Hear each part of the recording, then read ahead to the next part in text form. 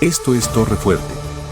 Continuando con la serie, Contracultura del Reino, escucha el mensaje, La misericordia del reino contra la condena del mundo, con el pastor Gerardo Arellano.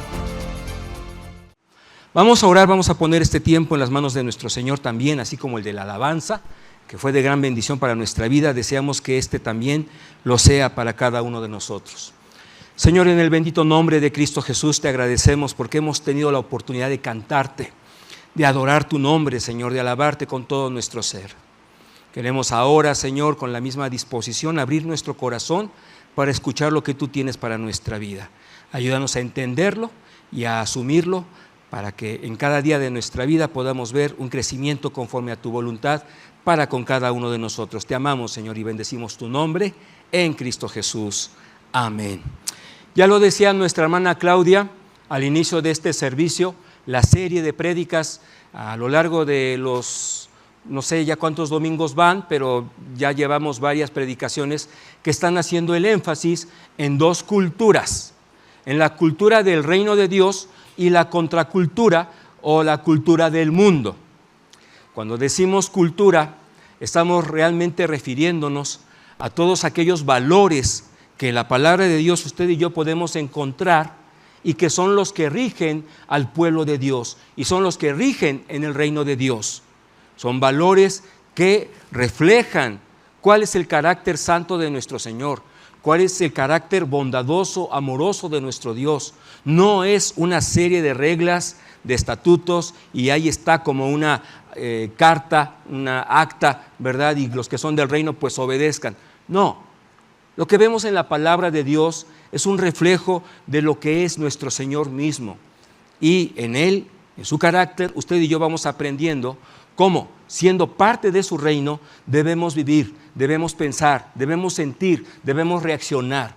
Esos son los valores del reino y que preocupantemente están constantemente opuestos a los valores del mundo, a la cultura del mundo. Ahora, tal vez algunos de nosotros dijéramos, bueno, pero aquí nosotros entendemos en qué consiste vivir conforme a la voluntad de Dios y tristemente, bueno, el que no es creyente lo hace a su modo y no pasa nada o no pasa mucho. ¿Por qué lo estamos nosotros desarrollando a través ya de varias prédicas dentro del cuerpo de Cristo si se supone que es una cultura aparte de la del mundo? Y la respuesta es muy sencilla. Siempre existirá el riesgo de un proceso en el que dos culturas se van fusionando para desarrollar otra, podríamos decir, subcultura. Y por eso es que no todas las iglesias locales se comportan de la misma forma, o vaya, viene siendo una de las razones. Le doy un ejemplo. Todos nosotros entendemos aquí lo que significa la expresión ok, y eso realmente no forma parte de nuestro diccionario. Bueno, la Real Academia Española ya lo menciona, pero porque ya fue un proceso en el que, como lo he dicho, se va filtrando, se va entrometiendo por ahí elementos que van influyendo al cuerpo de Cristo de tal forma, de tal manera, con cierto tiempo, que empezamos a ver familiar determinada postura, comportamiento, reacción, y realmente no forman parte de la voluntad de Dios. Si yo le digo, nos chateamos por la tarde, ¿me entiende qué es lo que le estoy pidiendo? Que es una comunicación. Pero explíqueme bien esto de el por qué lo decimos de esa forma. Chatear, charlar a través de redes. ¿Cuándo usted aprendió a usar esa expresión? Ni se acuerda, pero hoy le es muy familiar. Entonces veamos la, digamos, sigilosidad en el que un proceso puede darse en nuestra vida como iglesia y de repente estar desarrollando valores que no son propiamente del reino de Dios. Y por eso es que debemos hacer en esta tarde el énfasis entre lo que es operar, actuar, reaccionar con misericordia, a diferencia de lo que comúnmente desarrolla el mundo, y que es, si acaso te hago un favor, es porque me conviene, es porque me pagas, es porque hay un beneficio, no necesariamente porque quiera yo perdonarte o hacerte un favor. Vamos a la palabra del Señor, dice el Evangelio de Mateo, en el capítulo 9. Vamos a leer primeramente 2 versículos, solamente el 12 y el 13.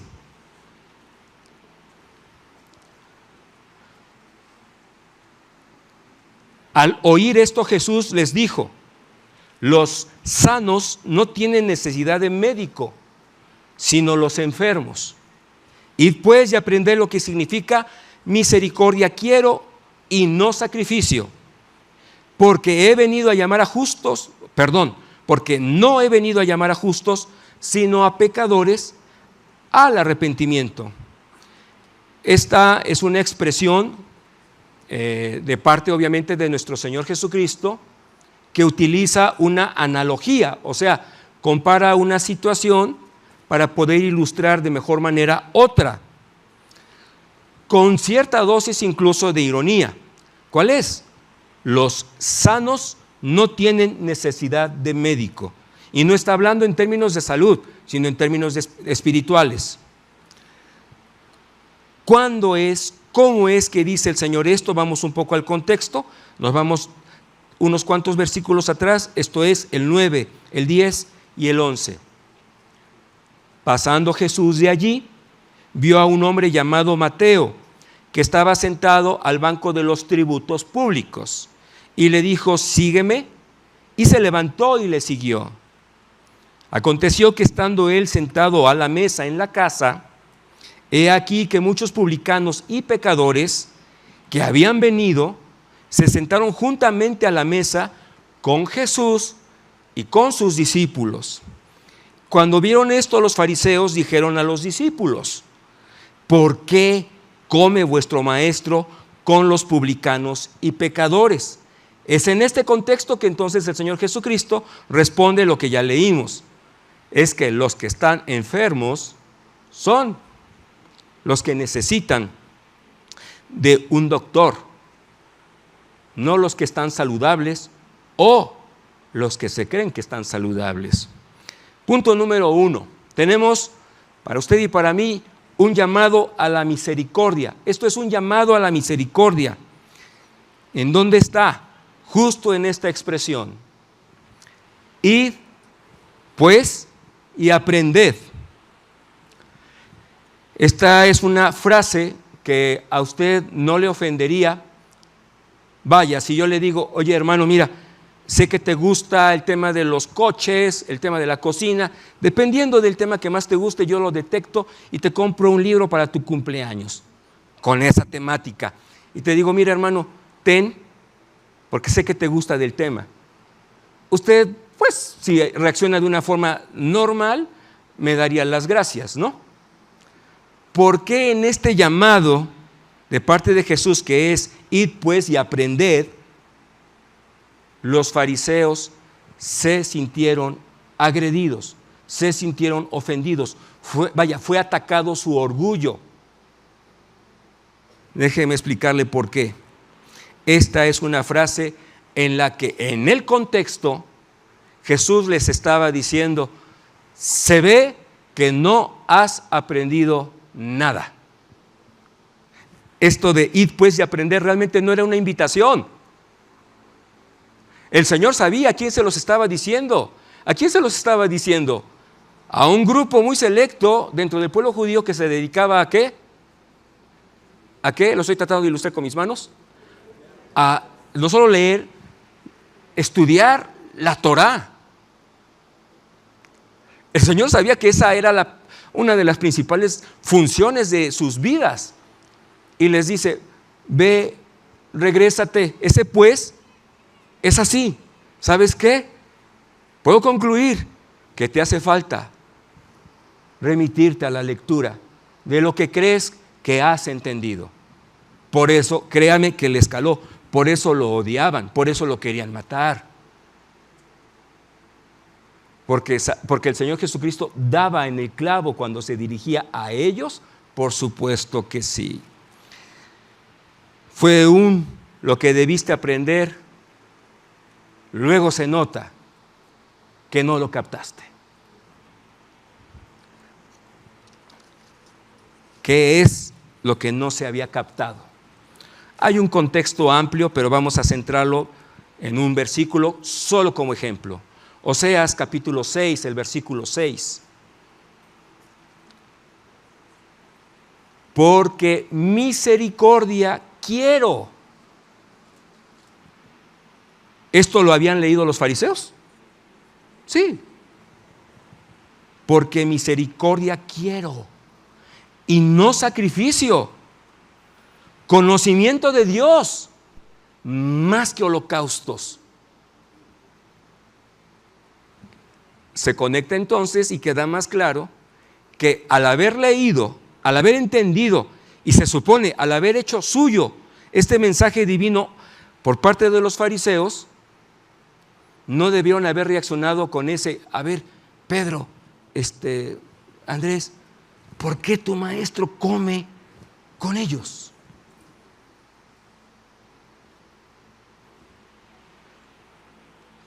¿Qué significa misericordia? Para ir esclareciendo un poco más este escenario en donde el Señor a usted y a mí nos deja bastante enseñanza. Porque hasta el momento podríamos decir, está un poco contradictorio. Por un lado tenemos a un Dios que establece el libro de Levítico de forma muy amplia, detallada, completa. Establece una serie de rituales en donde se queda patentado cómo debe procederse hasta antes de que venga el Cordero de Dios que quita el pecado del mundo, para que los pecados de los judíos fueran expiados. Y se establecen rituales, se establecen holocaustos, en los que las personas cuando llevaban a su corderito, lo hacían con un objetivo, el perdón. Lo hacían con un objetivo, el recibir misericordia y ser perdonados. Y de repente leemos en Oseas 6 que dice el Señor, no quiero ese sacrificio. Señor, no entiendo entonces. No, el tema es la desasociación. ¿Me entendió? Disasociación. Ahí lo tengo escrito, ahorita lo vamos a encontrar. Cortaron, ya no asociaron, cortaron como con unas tijeras de pollo, de esas para cortar pollo que son muy grandes, el ritual, el sacrificio, del objetivo del sacrificio. El objetivo está centrado en una palabra que es misericordia y que es la que vamos a tratar de explicar, si me da un segundo. La palabra misericordia está conformada etimológicamente hablando por dos palabras. Miser, de donde procede, y es claro, nos viene luego a la mente la palabra miseria. Palabra que solemos usar a veces de manera imprecisa, esto es de manera tanto despectiva, a veces. Entonces vamos a ir tratando de entender justamente qué es lo que el Señor quiere que usted y yo leamos cuando en su palabra vemos la palabra misericordia. Entonces tenemos miser, que significa miseria. Si yo le digo, mire, acabo de estar en una ciudad fuera de México que está en la miseria, ¿usted qué comprende de esa ciudad? Que le falta todo.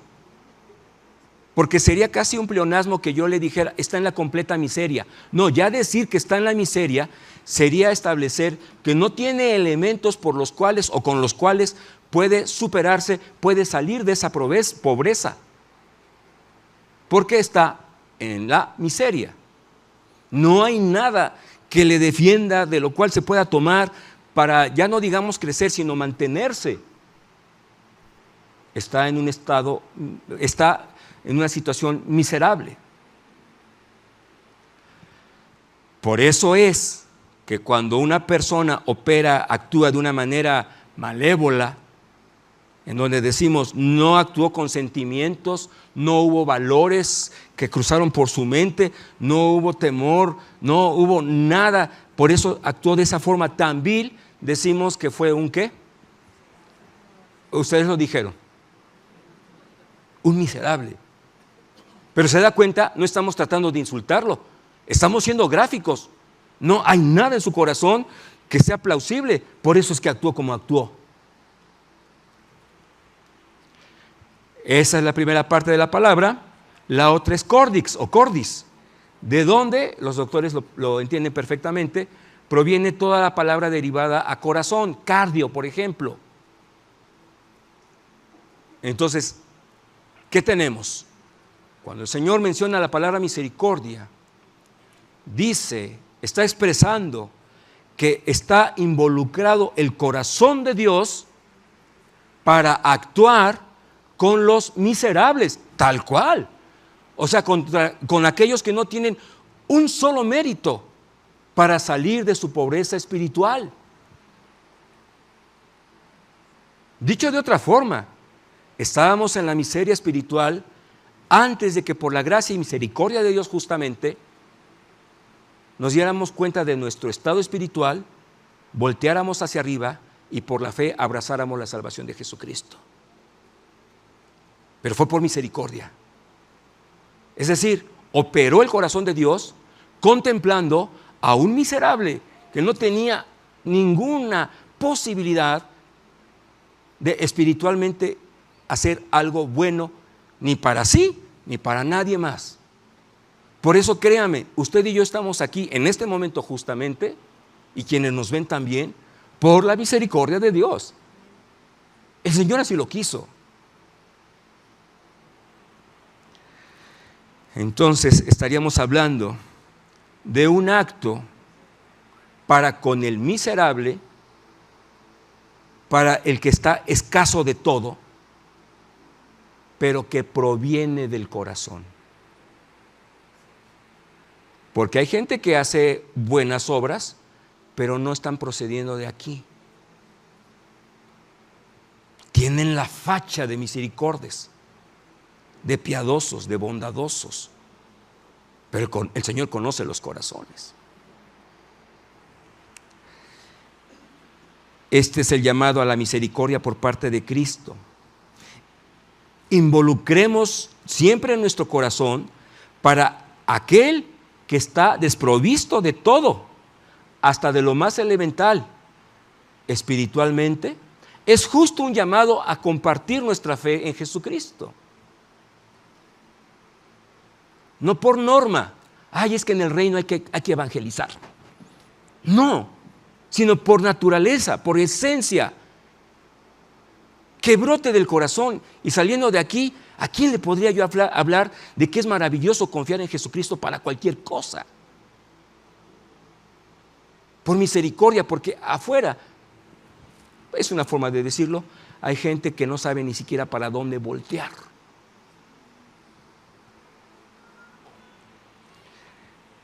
Un llamado a la misericordia. 2, ¿a quiénes se los está diciendo? Ya lo vimos, ¿verdad? Pero se lo pregunto, ¿a quiénes se los está pidiendo en este contexto bíblico? El que actúen con misericordia, ¿a quiénes? La respuesta es muy sencilla, a los más miserables. Y sí, no estamos hablando de los recaudadores de impuestos. No nos estamos refiriendo a las prostitutas. Oiga, pastor, pero esto de recaudador de impuestos ¿no sería el equivalente al SAT de nuestros días? Sí, con todo, no son los más miserables.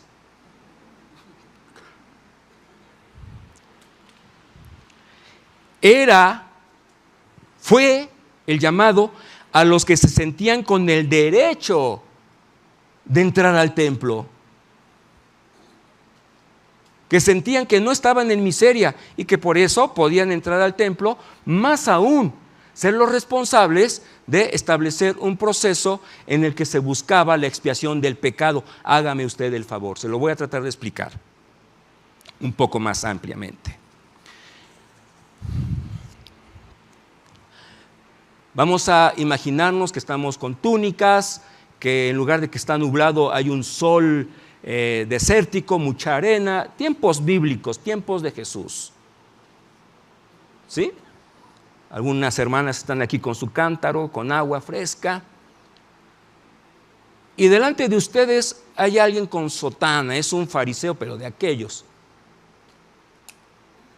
Y por ende, entonces yo soy el responsable de recibir tu corderito, ese corderito está cojo, no sirve, su corderito, porque ustedes están buscando la expiación de sus pecados. Ustedes están buscando ¿qué? Misericordia. Yo soy el agente para que ese proceso que Dios ilustra con un ritual se lleve a cabo. Pero imagíneme que en ese proceso yo estoy recibiendo los animalitos, ¡zas!, a derramar la sangre de todos ellos, para que Dios, ¿verdad?, siga desarrollando este ritual que apunta hacia la sangre de Cristo. Pero yo en mi corazón digo, pero no ora como yo. Ella me dio su cordero y no me besó la mano. Así tenían el chip, aquí y acá. Por eso el Señor no los bajó de hipócritas. Por eso el Señor les dijo, son un estorbo. Porque ustedes, que tendrían que ser los más sensibles en esa búsqueda del pueblo del perdón de Dios, son los que están juzgando, pues trae su cordero pero sigue siendo igual, o qué pecado habrá cometido. De verdad que lo pensaban. En el momento mismo de que en la plaza oraban diciendo, Señor, bendito seas porque me hiciste tan lindo y no como todos ellos. Por eso el Señor Jesucristo les dice, están desasociando. ¿Qué tal me salió? Es que era para este momento.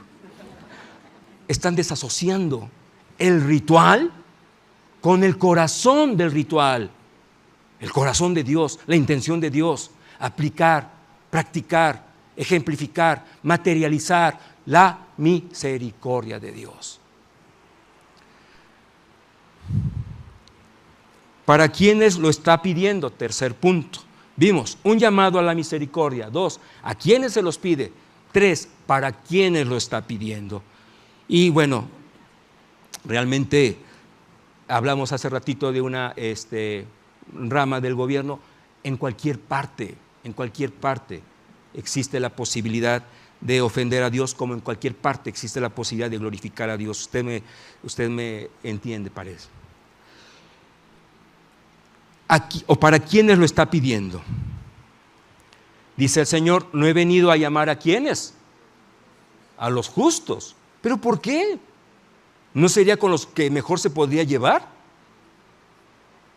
No he venido a llamar a justos, ¿por qué no? Y la respuesta es una y muy clara: porque no los hay. De otra forma, el mensaje sería selectivo. Cuando el Señor bien claro dejó, cada vez que hablaba del reino, decía, el reino de mi Padre está abierto para ¿quiénes? Y tenemos un sermón del monte, en donde la invitación queda claro que es para cualquiera que quiere cambiar su forma de vivir. Entonces cuando dice, no, pero a los justos no los he venido a llamar, es porque se está dando por hecho de que no hay uno solo. Romanos 3, versículos 10 y 23 lo avalan. Sino a pecadores, pero con un objetivo. ¿Cuál? Lo dice al final del pasaje, al arrepentimiento. O sea, no nos creamos que el Señor se pasó 2 horas comiendo en la casa de Leví, en la casa de Mateo, y saliendo con sus discípulos empezaron a hablar de qué buenos chistes nos aprendimos, ¿verdad? No fue por ahí. Se sentó a comer, a dialogar, a escuchar, a sentir, a experimentar misericordia, a manifestarla con un propósito, el arrepentimiento. Ahora, aquí cabe la pregunta, ¿cuál vendría siendo entonces el mayor obstáculo al arrepentimiento o para arrepentirse? Lo vemos en el aparato religioso de aquel entonces. El mayor obstáculo al arrepentimiento es, y que de repente anida en algunos corazones de los creyentes, es creer que no necesitamos arrepentirnos de nada. ¿Vamos bien? ¿Por qué? Porque voy a la iglesia, porque ofrendo diezmo, porque estoy en un ministerio.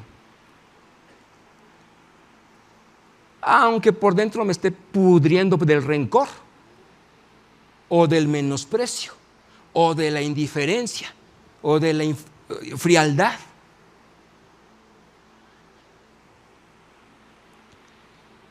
Que no se nos olvide este planteamiento, que obvio tiene su sustento bíblico.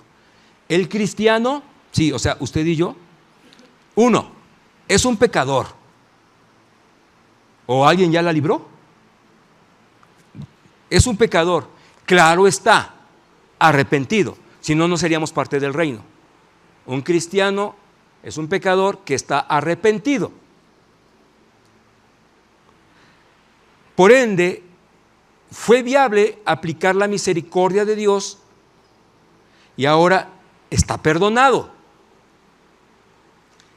Pero este cuarto punto es el que nos genera mucho conflicto en la convivencia cristiana y que hace que a veces la misericordia brille por su ausencia.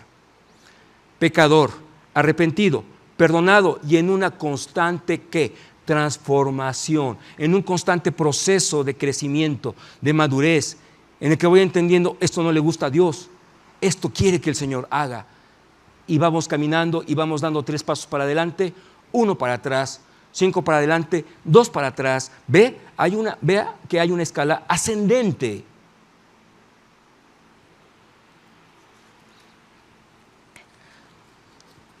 Vayamos entonces, entendiendo esto, a Mateo y verá si no nos vemos reflejados en él. El Señor Jesucristo no le dijo, oye Mateo, dicen que tus cocineras son buenas, ¿me invitas a comer? Él dijo, sígueme. Mateo obedeció. Exactamente después de ese acontecimiento, cuánto tiempo transcurrió, no lo sabemos, pero de lo que sí podemos estar seguros es de que Mateo captó, este hombre me tiene misericordia. Por algo se fijó en mí. Y ahora yo lo quiero invitar a comer. Sucede muchas veces en los pasajes bíblicos que vemos los acontecimientos muy pegaditos uno de otro. Pero aquí pasaron al menos algunas horas para que Mateo haya dicho, esto no me lo pierdo, quiero conocerlo más. Se invitaba a comer en esos tiempos, en gran parte, siempre para que la amistad fuera más íntima, más fuerte, más profunda. Mateo dijo, de una vez, esto no me lo pierdo, y lo invita a comer. Y dice, es más, que mis ex compañeros vengan a la casa, porque sé que también tienen necesidad como la tenía yo, de conocer a alguien que habla de Dios con una autoridad indescriptible. Este es un parámetro, no digo que una regla, no una norma como tal, pero ese es un parámetro para que usted pueda estar gozoso, que después de que evangelizó, le compartió su fe en Jesucristo a alguien, ese alguien le diga a usted, cuando usted por ejemplo le pueda decir, ya que se oró, ya que se le dieron algunas pautas, cómo debes orar, cómo debes leer la Biblia, qué hermoso es cuando le decimos, ¿qué más piensas hacer? ¿Qué crees que siga ahora? Cuando la persona contesta, quiero que mi familia sepa esto. Es cuando estamos prácticamente al 101% seguros de que la moneda cayó, de que la semilla llegó a buena tierra. Mateo dijo, esto que no se lo pierdan también mis amigos, sobre todo porque sé cómo son. Son como yo ya no quiero seguir siendo. Todo esto por un acto de misericordia que le llevó a Jesús a decirle, sígueme. ¿Había un mérito en él? No, estaba incluso traicionando a su pueblo y siendo despreciable hasta por los mismos romanos. Era un agente del gobierno romano. Pero vea qué hermoso, porque él pasó tenía aquí, modernicemos un poquito, ¿verdad? Su libreta, su tablet, lo que usted quiera, y ¿cuánto gana usted? 500, bueno, 200 son para Roma. ¿Usted cuánto gana? 1000, veo que no le falta nada, 800 para Roma. ¿Cuánto ganas, princesa? ¿Cuánto te dan de mesada? 20 pesos, pues te caes con 2 pesos. ¡Pum! Adiós apuntes y toma la tarea de seguir escribiendo, pero ahora un evangelio del cual estamos predicando y se va a seguir predicando. Dejó una silla, dejó una posición cómoda, dejó un buen sueldo por seguir a alguien que en teoría era un perfecto desconocido, pero fue tal el impacto en las palabras de nuestro Señor Jesucristo que usted y yo dijimos, ya de aquí no me muevo, yo recibo a Cristo como mi Señor y mi Salvador. Vamos concluyendo, pero tenemos un llamado a la misericordia. ¿A quién se lo pide el Señor? ¿Para quiénes lo pide? Pues para todos. Y ahora, a manera de conclusión, tomando en cuenta de que nos va quedando más que claro de que nadie forma parte de la cultura del reino sin haber experimentado primeramente la misericordia de Cristo, podemos ir entendiendo otra grande responsabilidad.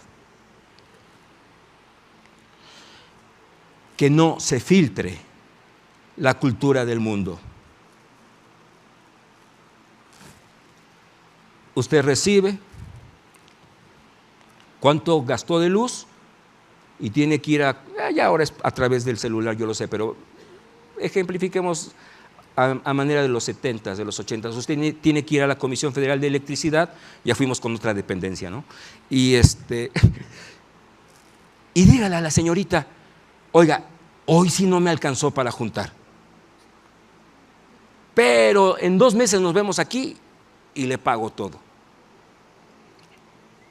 Me avisa cómo le fue, pero va a tener que usar sus datos porque el internet, el wifi no lo va a poder usar. ¿Sabe por qué, verdad? Y claro, tiene que ser uno justo y pagar lo que ha uno consumido. Solo para ilustrar de que es la iglesia el lugar que más tendría que parecerse. Es imposible, pero la iglesia es el lugar que más tendría que parecerse aquí en el mundo al cielo. Y créame, afuera hay mucha gente que no puede hablar porque empieza a hablar de sus problemas y se le cierra la garganta. Hay gente que está buscando la forma de desaparecer de este escenario cada vez más.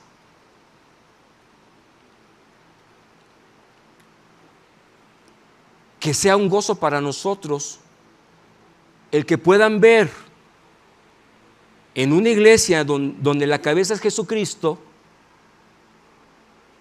aunque sea una pizca de misericordia.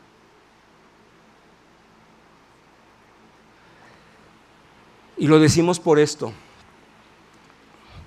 porque cuando el pecado es en un tercero, en una tercera persona, o sea, esa tercera persona no está aquí.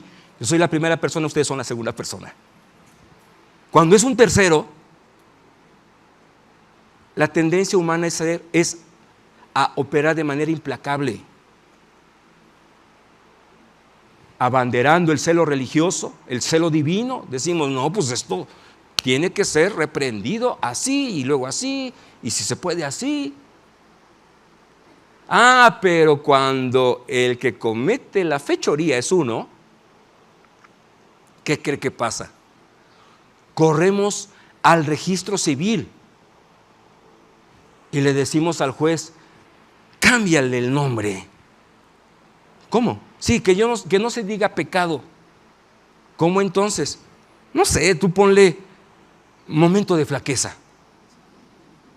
Uy, pero ya vinieron otros 20 pidiendo ese cambio. Ya está muy choteado el nombrecito. Bueno, ponle debilidad. Ya hay 80 con ese nombre. Momento en el que sucumbí ante una tentación irresistible. Bueno, está largo, pero pues lo vamos a poner. Sí, ¿verdad? O sea, nos gusta ponerle moños cuando se trata de uno. Nuestro anhelo es impactar a través de los ministerios, a través del testimonio personal de cada uno de nosotros.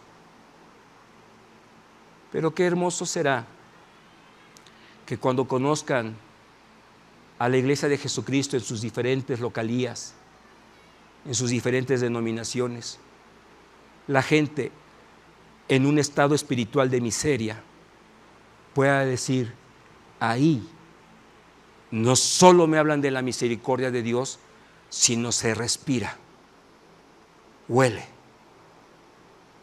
Vamos a concluir con este versículo, dice Efesios 4:32.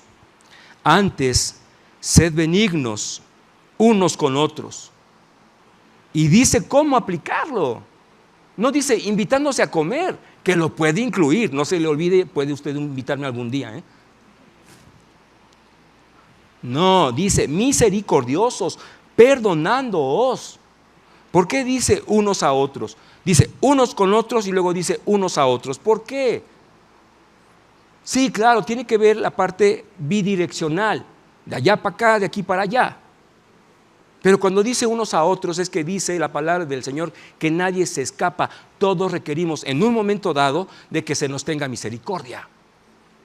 Porque todos estamos sin Cristo en una situación de miseria espiritual. Sin Él sí. Él lo dice, separados de mí, ¿qué? Nada podéis hacer, nada. Señor, te damos gracias porque hemos leído tu palabra, hemos reflexionado en ella y nuestro anhelo, Señor, es que meditemos en ella. No solo en esta prédica, no solo en los devocionales, sino en todos esos momentos en los que al acercarnos a tu palabra, Señor, tú tomas a bien hablar a nuestro corazón. Que amemos tu exhortación, que asumamos tu reprensión, que abracemos, Señor, tus palabras de aliento, pero que no nos soltemos de esta directriz, de esta cultura, de estos valores, porque somos, por misericordia tuya, parte de un reino eterno, no solamente poderoso en su vigencia, sino porque está, Señor, comandado por ti. Que nos sintamos grandemente bendecidos por esto y que sea el impulso a querer vivir conforme a estos principios, a estos valores, a esta misericordia tuya. En Cristo Jesús. Amén. Gracias por escuchar este mensaje de la Palabra de Dios. Para más información acerca de Torre, llámanos al 22 22 25 30 46 o escríbenos al correo info@torrefuerteid.org. Visita nuestra página web www.torrefuerteid.org. Te invitamos a seguirnos en nuestras redes, Facebook, ID Torrefuerte, Instagram, Twitter y Telegram. Torrefuerte ID. Dios te bendiga.